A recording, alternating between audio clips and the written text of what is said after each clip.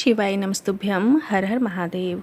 छत्तीसगढ़ राज्य के कोरबा में सावन के पावन महीने की पहली शिव महापुराण कथा श्री श्रावण शिव महापुराण कथा 12 जुलाई से शुरू हो गई है, जो कि 18 जुलाई तक दोपहर में 1 बजे से 4 बजे तक आशा चैनल यूट्यूब के माध्यम से देखी जा सकती है।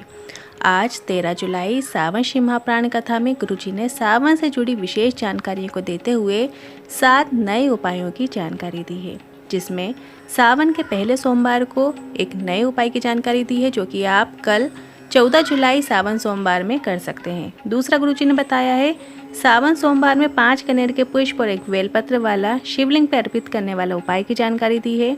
तीसरा, सावन सोमवार का क्या नियम है, इसकी जानकारी आज हम जानेंगे। चौथा, 5 त्रिपुंड शिवलिंग पे कहाँ कहाँ कैसे बनाना है, ये एक नया उपाय है, इसकी भी जानकारी आपको आज के इस वीडियो में प्राप्त होने वाली है। फिर इसके बाद गुरुजी ने बड़ी बीमारी होने पर करने वाले एक उपाय की जानकारी दी है, और फिर नमः शिवाय वाला एक नए उपाय की भी जानकारी दी है। इस तरीके से गुरुजी ने आज 7 नए उपायों की जानकारी दी है। आज की कथा बहुत ही महत्वपूर्ण होने वाली है। किसी कारणवश यदि आपने आज कथा नहीं सुन पाए हैं तो पूरी कथा का रास्ता तो आपको इस छोटे से वीडियो से प्राप्त होने वाला है। तो बढ़ते हैं आज की कथा की पहली जानकारी की ओर। गुरुजी ने कहा, ध्यान से सुनिएगा। वो 3 कौन सी चीज़ हैं जो भोलेनाथ के मंदिर जाने से मिलती है? पहला, मन की शांति। दूसरा, गलत मार्ग में जाने से हम बचते हैं। तीसरा, सफलता। जब आप शिव मंदिर जाते हैं तो आपको मार्ग में सफलता मिलती है। अगर आप भोलेनाथ के मंदिर में जाएंगे तो ये 3 चीज़ें आपको बिना मांगे ही शिव आपको प्रदान कर देते हैं। बढ़ते हैं आज की कथा की दूसरी जानकारी की ओर। शंकर भगवान की पूजन कर रहे हैं या जल चढ़ा रहे हैं कि बिना मांगे ही आपको सब कुछ प्रदान कर देते हैं। बढ़ते हैं आज की कथा की तीसरी जानकारी की ओर। एक विशेष उपाय की जानकारी देते हुए गुरुजी ने कहा, 5 स्थान है जहाँ पर हम शिव जी के चढ़े हुए जल को लगाते हैं तो हमें मंगल दोष, शनि दोष, राहु केतु और नवग्रह जितने भी दोष होते हैं हमारी कुंडली में, सभी से हमें मुक्ति मिल जाती है। जो आप शिव जी पे जल चढ़ाते हैं, जो जल आप लेते हैं, अपने कलश में जल लेते हैं शिव जी पे चढ़ा हुआ, तो उस जल को हमें अपने नेत्रों पर लगाना चाहिए, अपने मस्तिष्क पर। तीसरा, अपने कर्ण पर मतलब कानों में। चौथा, अपने कंठ पर मतलब गले पर। और 5वां, अपने हृदय पर। कोई ग्रह आप पर भारी नहीं हो सकते। इन 5 जगहों पर आपको वो जल चढ़ा हुआ लगा लेना चाहिए। फिर से सुन लीजिए, नेत्रों पर, मस्तिष्क, कर्ण, कंठ और हृदय, इन 5 स्थानों पर आपको लगाना होता है। बढ़ते हैं अगली चौथी जानकारी की ओर। अगर विवाह नहीं हो रहा है, बेटा या बेटी की बात बनते बनते बिगड़ रही है, गुरुजी ने कहा, या अच्छे रिश्ते नहीं मिल रहे हों, तो किसी ने मंगल भारी बोल दिया है, या फिर उस लड़के या लड़की को 3 महीने तक एक सरल और आसान उपाय करना है। शिवलिंग पर चढ़े जल को इन 5 स्थानों पर लगाना शुरू कर देना है। नेत्रों में, मस्तिष्क में, कर्ण में और कंठ में, हृदय में, इन 5 जगह पे आपको लगाना है। ऐसे में मंगल भारी यदि आपकी कुंडली में हो रहा होता है तो वो ठीक होना शुरू हो जाता है। अब बढ़ते हैं अगली 5वीं जानकारी की ओर। गुरुजी ने बताया, हमने नेट में सर्च किया है कि दुनिया के लोगों में से 70% जो लोग होते हैं वो शिव को मानते हैं, शिव पूजन करते हैं। अब बढ़ते हैं अगली 6वीं जानकारी की ओर। सबसे पहले शिवलिंग का निर्माण भगवान विष्णु और ब्रह्मा जी ने किया था। कथा की 7वीं जानकारी की ओर। शिव पंचायत में 5 देव होते हैं। पहले सूर्य नारायण, दूसरे श्रीहरि, तीसरे गणेश जी, चौथे भवानी और 5वें महादेव। ये शिव पंचायत के 5 देव होते हैं। अब बढ़ते हैं अगली 8वीं जानकारी की ओर।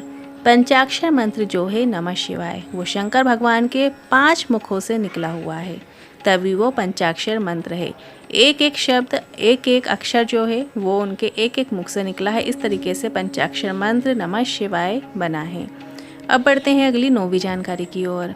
अगर बड़ी बीमारी हो गई है तो घबराना नहीं है, डॉक्टर को दिखाओ, पूरा ट्रीटमेंट लो। डॉक्टर भी शिव का ही रूप होते हैं, और डॉक्टर की दवाई को कुंदकेश्वर महादेव का नाम लेते हुए खाना शुरू करो और 1 लोटा जल शिवलिंग पे अर्पित करना शुरू कर दो। बढ़ते हैं आज की कथा की 10वीं जानकारी की ओर। गुरुजी ने कहा, जीवन में बहुत बड़ा कष्ट आ गया है, कुछ समझ नहीं आ रहा है क्या करें क्या नहीं करें, तो प्रदोष का एक नियम बनाना है। हर महीने प्रदोष आती है, एक कृष्ण पक्ष की प्रदोष होती है और एक शुक्ल पक्ष की प्रदोष होती है। 2 प्रदोष प्रत्येक महीने आती है। तो शिवलिंग पर 5 स्थान पर आपको त्रिपुंड लगाना शुरू कर देना है। शिवलिंग होती है, आप पूरा, पश्चिम, उत्तर, दक्षिण चारों ओर गोल शिवलिंग पे आप त्रिपुंड बना सकते हैं, और एक त्रिपुंड आप शिवलिंग के सबसे ऊपर की ओर बना सकते हैं। इस तरीके से 5 त्रिपुंड आपको चारों ओर करते हुए और एक त्रिपुंड ऊपर की ओर लगाते हुए आपको करना है। जब आप त्रिपुंड लगाएंगे तब आपको शिवाय नमः शिवाय बोलते हुए त्रिपुंड लगाते जाना है। और ऐसे ही जब आप त्रिपुंड को प्राप्त करेंगे तब भी आपको नमः शिवाय बोलते हुए वो त्रिपुंड का थोड़ा थोड़ा भाग आपको चंदन का प्राप्त कर लेना है। और उस प्राप्त किए हुए चंदन को थोड़ा सा पानी मिलाकर अपने कंठ में और अपने हृदय में लगाना शुरू कर देना है। उपाय आपको 24 प्रदोष करना है और ये उपाय की शुरुआत आप किसी भी प्रदोष से कर सकते हैं। बस आपको जो चंदन आप लेकर आएंगे उसमें थोड़ा सा पानी मिलाकर कंठ में और हृदय में लगाना शुरू करना है। आपको कोई भी कैसा भी कितना ही बड़ा रोग क्यों ना होगा वो आपका दूर होना शुरू हो जाएगा। अब बढ़ते हैं अगली 11वीं जानकारी की ओर। का महीना चल रहा है और कल सावन का पहला सोमवार है, मतलब 14 जुलाई को सावन का पहला सोमवार है। तो सोमवार के दिन आपको एक नियम बना लेना चाहिए। सबसे पहले तो आपको सुबह के समय 2 कलश जल आपको शिवलिंग पर चढ़ाना है, अर्पित करना है। फिर दोपहर में आपको क्या करना है, बेलपत्री की वृक्ष की परिक्रमा करना है। का गुरुजी ने बताया था दोपहर में आपको 1 आखा दाना चावल का अपने हाथ में लेना है और 7 परिक्रमा या 11 परिक्रमा, आप जितनी परिक्रमा आपसे बन सके उतनी परिक्रमा आपको कर देना है। और 1 दाना जो चावल का आपने हाथ में लिया है वो आपको बेलपत्री के वृक्ष के नीचे जड़ में समर्पित कर देना है। और इसके बाद शाम के समय आपको दिया लगाना है। अब वो दिया आपको 1 दिया भोलेनाथ के मंदिर में लगाना है और 1 दिया आपको बेलपत्री के वृक्ष के नीचे लगाना है। भोलेनाथ के मंदिर में जो दिया आप लगाएंगे वो गोल बाती का लगाइएगा और बेलपत्री के वृक्ष के नीचे जो दिया लगाएंगे वो आपको लंबी बाती का बनाना है, लगाना है। श्री शिवाय नमस्तुभ्यं बोलते हुए दीपक प्रज्वलित कीजिएगा। इस तरीके से सुबह दोपहर शाम का ये नियम है सावन के सोमवार का। अब बढ़ते हैं अगली 12वीं जानकारी की ओर। एक और सावन के बिल्कुल नए उपाय की जानकारी देते हुए गुरुजी ने कहा कि यदि कोर्ट केस चल रहा है, फाइल आगे नहीं बढ़ रही है, तो ऐसे में आपको 5 बेलपत्र, 5 दूर्वा और 1 कनेर का पुष्प लेना है। भोलेनाथ के शिवलिंग पर सभी चीज़ें अर्पित करने के बाद 2 कलश से जल आपको एक साथ शिवलिंग पर अर्पित कर देना है। बस आपको इतना ही करना है। कोर्ट केस में फैसला आपके पक्ष में होता ही है।